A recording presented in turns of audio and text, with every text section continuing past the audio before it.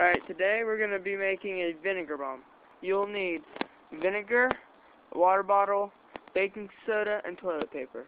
So first, what I've already done is you put vinegar about halfway up to here in this bottle, Alright? So next you'll get a sheet of toilet paper. You will then put a little bit of baking soda. Roll it up. Just roll it up. Alright, now we're going to do this vinegar bomb, so let's do it.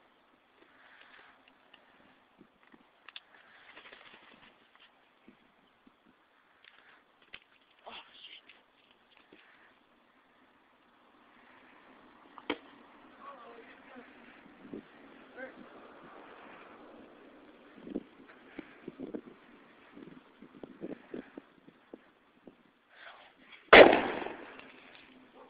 That's